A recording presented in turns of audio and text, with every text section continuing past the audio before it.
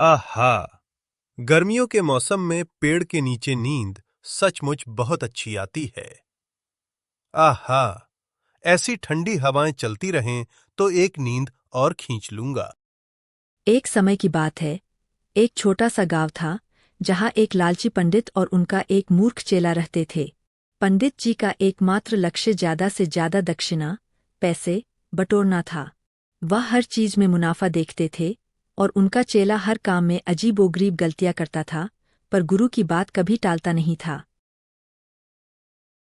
गांव से दूर, पंडित घसीटा राम अपनी पुरानी चौकी पर गहरे योग निद्रा में लीन थे, जैसा कि वह अपने आलस को कहते थे। यह सुबह का समय था। आज के खाने के बारे में सोचते हुए बुद्धू राम बाहर बैठकर सूखी पत्तियों को इकट्ठा कर रहा था। बुद्धू राम सोच रहा था कि पंडित जी आज क्या खाने को देंगे। पिछले 2 दिन से उन्हें सिर्फ सादी दाल मिली थी, और बुद्धू राम को कुछ मीठा खाने की जबरदस्त इच्छा हो रही थी। बुद्धू, क्या तुम सुन रहे हो? ये ब्रह्मांड मुझसे कुछ कह रहा है। ये ध्वनि, ये मक्खन की ध्वनि है। लगता है आज हमें मक्खन खाने को मिलेगा। गुरुदेव, यह मक्खन की नहीं, बल्कि सूखी पत्तियों की आवाज है, और मेरे पेट की आवाज है, जो कह रहा है कि सुबह हो गई है, पर खाने को कुछ नहीं है। पंडित जी झट से उठकर बैठ गए। उनकी आंखें अब सिर्फ भोजन पर टिकी थीं। अरे, तूने मुझे क्यों उठाया? अब मेरे आध्यात्मिक विचार बीच में टूट गए। तुझे पता है इसका क्या मतलब है? इसका मतलब है कि आज हमें दोगुना उत्तम आहार चाहिए। आज किसी भी हाल में सिर्फ हलवा और दही लाना है। हलवा और दही? क्या आपको याद है, गुरुदेव, पिछले हफ्ते तो हमने बासी चावल खाए थे। क्या गांव वाले हमें इतना अच्छा भोजन देंगे? मुझे तो नहीं लगता। देंगे, अगर तू मेरे सिखाए गए अति नम्र ढंग से मांगेगा। जा और गांव के सबसे धनी व्यापारी के घर जा। पंडित जी की आज्ञा मिलते ही बुद्धू राम बिना सवाल किए गांव की ओर भागा। उसे याद था कि गांव का सबसे धनी व्यापारी कौन था। बुद्धू राम सीधा व्यापारी के घर पहुंचा। पंडित जी ने उसे सिखाया था कि बड़ी चीज को छोटा करके मांगो, ताकि लोग शर्मिंदा होकर ज्यादा दें। सेठ जी, क्या आप मेरी मदद कर सकते हैं? मेरे गुरु बहुत भूखे हैं। ज्यादा कुछ नहीं, क्या आप बस एक चुटकी हलवा और एक बूंद दही दे सकते हैं? इतने में ही पंडित जी का गुजारा हो जाएगा। एक चुटकी हलवा और एक बूंद दही? अरे, इतने से पंडित जी का क्या होगा? यह तो बड़ा संकोची चेला है। जाओ बेटा, तुम्हारी नम्रता से मैं खुश हूं। हमारे यहाँ आज कोई उत्सव नहीं है, लेकिन तुम यह लो, एक छोटा सा गुड़ का ढेला और कुछ भुने चने।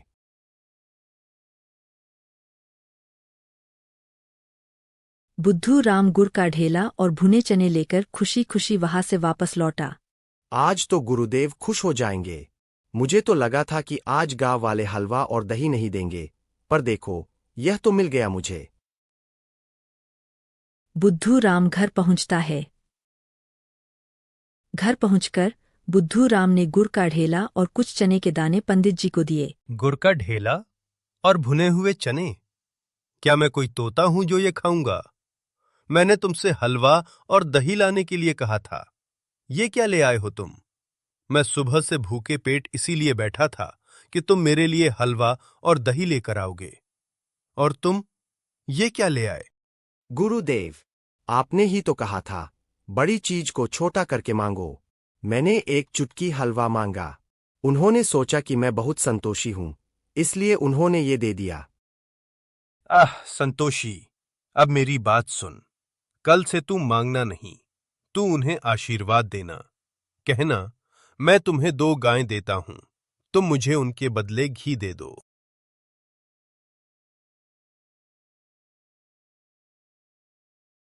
अगले दिन बुद्धू राम एक किसान के घर पहुंचा। किसान बहुत गरीब था। ओ किसान, मैं तुम्हें आशीर्वाद देता हूं कि तुम्हारे पास 2 गायें आ जाए। तुम मुझे इस आशीर्वाद के बदले उन गायों के 1 महीने का घी दे दो। 2 गायें? मेरे पास तो अभी एक बकरी भी नहीं है। जब गायें आएंगी, तब मैं तुम्हें घी दूंगा। जाओ। बुद्धो राम निराश मन से घर की ओर चला जाता है। वह सोचते जाता है कि आज तो गुरुजी के दिए हुए सारे नुस्खे भी काम नहीं आए। पंडित जी को एहसास हुआ कि गांव वाले अब बुद्धू की मूर्खता से तंग आ चुके हैं। बुद्धू, गांव वाले मूर्ख हैं। वे आशीर्वाद का महत्व नहीं समझते। अब मैं खुद जंगल जाऊंगा। वहां कोई भी मूर्ख नहीं है और वहां ताजा भोजन मिलता है। तू मेरे पीछे पीछे चल। झोंपड़ी से निकलने से पहले पंडित जी ने एक काले रंग का छोटा सा संदूक दिखाया, जिसमें उनकी पुरानी किताबें और कुछ पवित्र भस्म, जिसे वह अपनी बचत कहते थे, थी। बुद्धू, ये संदूक मेरा गुह्य पिटारा है। इसमें ब्रह्मांड का सबसे शक्तिशाली रहस्य बंद है। अगर तूने इसे खोलने की कोशिश की तो तेरी आंखों की रोशनी चली जाएगी। इसे खोलने की तो दूर की बात है, तुम इसे छूने तक की हिम्मत मत करना। ठीक है गुरुदेव, जैसा आपका आदेश। मैं इस रहस्य को कभी नहीं देखूंगा। छूने की तो दूर की बात है, मैं तो दूर से ही इसकी निष्ठापूर्वक रक्षा करूंगा। इसके बाद वे दोनों जंगल की राह पर निकल पड़े। कुछ दूर चलने के बाद पंडित घसीटा राम एक घने पेड़ की छाव देखकर वहीं बैठ गए। जंगल में पंडित जी ने मेहनत की बजाय एक बड़े पेड़ के नीचे बैठकर शिकारियों का इंतजार करने का फैसला किया, और वह यह सोचने लगे कि जब कोई शिकारी यहाँ से गुजरेगा तब मैं उसे किसी बहाने से उल्लू बनाकर उससे थोड़ा बहुत खाने का सामान आसानी से ऐंठ लूंगा। सुनो बुद्धूराम, मैं यह तपस्या कर रहा हूं। जब कोई शिकारी आएगा तो मैं उसे अपने ज्ञान के बहाने से उल्लू बनाकर उपदेश दूंगा, और इसके बदले में वो मुझे शिकार का बचा हुआ मांस दे देगा। इस तरह आज का भोजन हमारा हो जाएगा। और हां, ध्यान रहे, इस बार तुम कोई गलती मत कर देना। ठीक है गुरुदेव, मैं इस बार पूरा ध्यान रखूंगा कि कोई गलती न हो। फिर गुरुजी आंखें मूंदकर तपस्या में लीन हो जाते हैं। तभी सामने बैठे बुद्धू राम की नज़र उनके बगल में रखी धोती पर पड़ती है, जो थोड़ी मैली और गंदी सी दिखाई दे रही थी। गुरुदेव ने कहा कि संदूक में शक्तिशाली रहस्य है, लेकिन अगर गुरुदेव की धोती गंदी रहेगी तो उनकी शक्ति कम हो जाएगी। मुझे गुरु की धोती को साफ करना होगा। बुद्धू राम ने तुरंत गुरु की धोती उतार ली। गुरु उस समय गहरी नींद में थे और उसे पास के गंदे तालाब में धोने लगा। धोती धुल गई, लेकिन धोती के कोने में बंधे हुए कुछ सिक्के और एक रत्न, एक साधारण रंगीन पत्थर, तालाब के कीचड़ में डूब गए। पानी की आवाज सुनते ही पंडित जी तुरंत जाग गए। उन्होंने देखा कि बुद्धू राम ने उनकी बगल में रखी धोती को उठाकर किसी गंदे पानी से धो डाला है। ये क्या है? मेरी धोती कहाँ है? तूने यहां रखी मेरी धोती का ये क्या हाल कर दिया? तूने मेरी तपस्या भंग कर दी। अरे मूर्ख, मैंने तुझे मना किया था ना। गुरुदेव, मुझे लगा कि आपकी यह धोती गंदी थी, इसलिए आपकी तपस्या में बाधा या अड़चन आ रही होगी। मैंने तो बस आपकी शक्ति को बचाया है। आपकी धोती गंदी थी, मैंने उसे धो दिया। अब देखिएगा, आपकी तपस्या और भी तेज हो जाएगी। अरे मूर्ख, तूने ये क्या अनर्थ कर दिया? उस धोती में तो मेरे सारे सिक्के और बहुमूल्य रत्न थे। तूने उनका क्या कर दिया? तूने मेरा सब कुछ बर्बाद कर दिया। वह तो गंदगी थी गुरुदेव, वह पानी में बह गई। मैंने उसे साफ कर दिया। अब देखिए, आपकी धोती तो एकदम चमक रही है। पंडित जी की नाराजगी देखकर बुद्धू राम घबरा गया और उसे एहसास हुआ कि उसने धोती को धोकर सचमुच बहुत बड़ी गलती कर दी है। गुरुदेव, क्षमा करें, मैंने अनजाने में आपकी धोती धोई है। मुझे पता नहीं था कि यह गलती होगी। मुझे माफ कर दीजिए गुरुदेव, मुझसे बहुत बड़ी भूल हो गई। पंडित जी को अब समझ आ गया कि जंगल में भी उन्हें आज का खाना नहीं मिलेगा। उन्होंने हार मान ली और गांव की तरफ वापस चल दिए। रास्ते में चलते चलते उन्हें जमीन पर एक बड़ा आलू पड़ा हुआ मिला, जो शायद किसी ने फेंक दिया था। बुद्धू, यही हमारा आज का भोजन है। यही हमारा अंतिम सहारा है। अब ध्यान रहे, बिना कोई गड़बड़ किए इसे चुपचाप उठा ले। ठीक है गुरुदेव, मैं बिना कोई गड़बड़ किए उसे उठा कर लाता हूँ। फिर बुद्धू राम उस आलू को बड़ी सावधानी से उठाकर लाया और पंडित जी को थमा दिया। बुद्धू, अब इसे 2 बराबर हिस्सों में बांटना है। तुम रहने दो, मैं स्वयं इसे बांटूंगा ताकि कोई गड़बड़ी न हो। फिर पंडित जी ने आलू को बीच से 2 बिल्कुल बराबर हिस्सों में काट दिया। देख बुद्धू, ये है समानता। दोनों हिस्से बिल्कुल बराबर हैं। एक तू ले ले और एक मैं ले लेता हूं। लेकिन गुरुदेव, आप तो बुजुर्ग हैं, आपको ज्यादा खाना चाहिए, तभी तो आपकी सेहत बढ़िया रहेगी। मैं युवा हूँ, मैं तो कम में भी काम चला लूंगा। फिर वे दोनों आलू लेकर अपने घर की ओर लौट गए।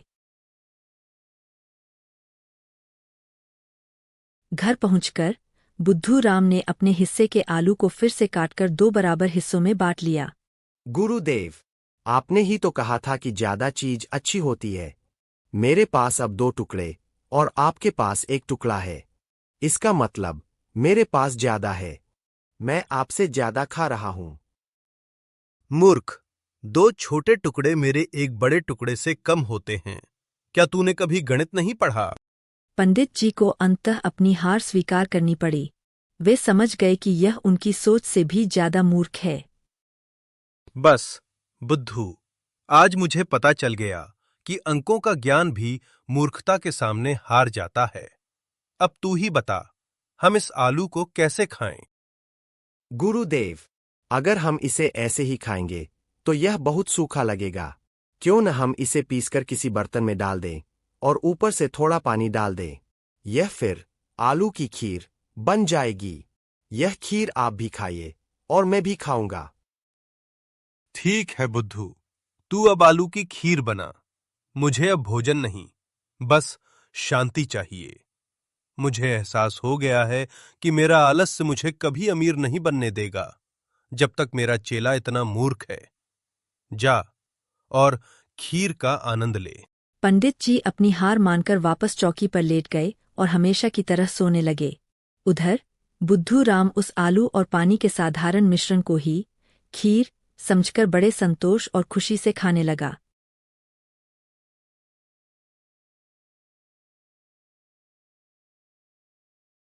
अगले दिन सुबह पंडित जी ने अपनी अंतिम और सबसे बड़ी योजना बनाई। उन्होंने अपनी पुरानी गुहे पिटारा भस्म का एक छोटा सा पैकेट निकाला। बुद्धू, मैंने एक योजना बनाई है। ये भस्म कोई साधारण भस्म नहीं है, ये अमृत सिद्धि भस्म है। तू गांव में घोषणा कर दे कि ये भस्म डालने से गांव के सबसे पुराने और सूखे कुएं में तुरंत अमृत जैसा पानी भर जाएगा। अमृत कुएं में? क्या यह सचमुच काम करेगा? गुरुदेव, मुझे तो लग रहा है कि हमारी हर बार की तरह यह योजना भी विफल हो जाएगी। निश्चित रूप से करेगा। तू बस जाकर गांव वालों से कहना कि इस चमत्कार के लिए उन्हें बदले में हमें आज रात राजसी भोज, पनीर, पूड़ी और रबड़ी देना होगा। मैं कुएं के पास जाकर गुप्त रूप से भस्म डालूंगा। बुद्धू राम गांव के बीचों बीच गया और जोर जोर से चिल्लाने लगा। गांव वाले, जो पंडित से परेशान थे, उत्सुकता से इकट्ठे हो गए।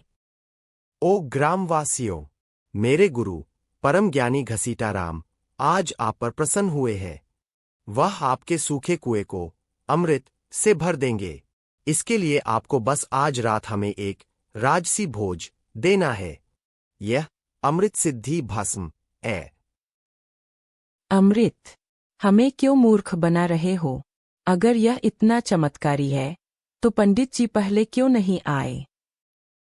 फिर बुद्धू राम कुएं के नजदीक आया। पंडित जी कुएं के पास पहुंचे। उन्होंने बुद्धू को भस्म का पैकेट दिया।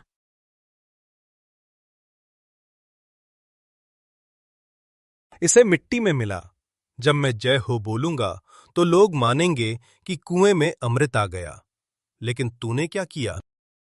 मैंने इसे मिट्टी में मिला दिया गुरुदेव, लेकिन कुआं बहुत गंदा था। मैंने इसे कुएं के किनारे पर लगे सूखे पेड़ के तने पर मिला दिया ताकि पेड़ को अमृत मिले और वह कुएं को ताजा फल दे। पंडित जी को सदमा लगता है। भस्म बेकार हो गई और कुआं सूखा ही रहा। जब पंडित जी जय हो बोलकर वापस आए तो कुएं का पानी सूखा था। व्यापारी चंदनदास, जिन्हें बुद्धू ने एक चुटकी हलवा मांगा था, और किसान मंगलू, जिन्हें 2 गायों का आशीर्वाद मिला था, पंडित जी के सामने खड़े हो गए। पंडित जी, क्या यही आपका अमृत है? पहले आपका चेला आता है, भिखारी बनकर, फिर राजा बनकर आशीर्वाद देता है, और अब अमृत बेच रहा है। हमारा कुआं तो सूखा ही है। और मेरी गाय कहाँ है? मैंने आपको 1 महीने का घी देने का वादा किया था, लेकिन गाय तो आई ही नहीं। आप और आपका चेला झूठ बोलकर हमें मूर्ख बना रहे हैं।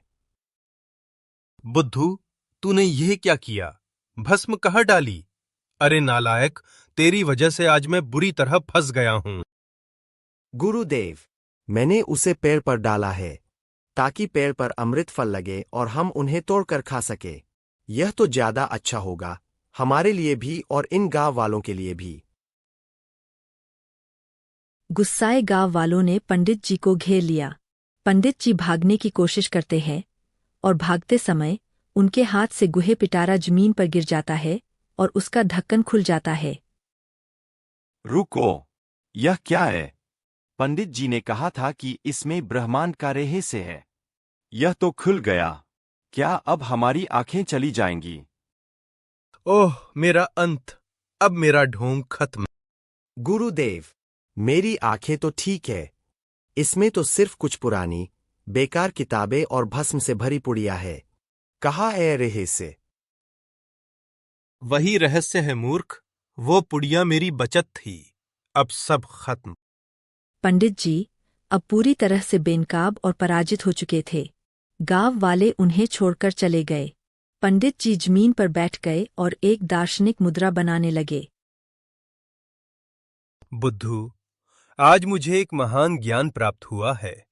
संसार की हर चीज, चाहे वह घी हो, धन हो या अमृत हो, वो सब भ्रम है। असली शांति केवल सादगी में है। गुरुदेव, मैं आपकी बात समझ गया। सादगी का मतलब है यह आलू की खीर। यह न हलवा है, न दही, न घी। यह तो बस आलू और पानी है। यह सादगी है जो हमें संतोष दे रही है। फिर पंडित जी और बुद्धू राम दोनों निराश मन से घर की ओर लौट जाते हैं।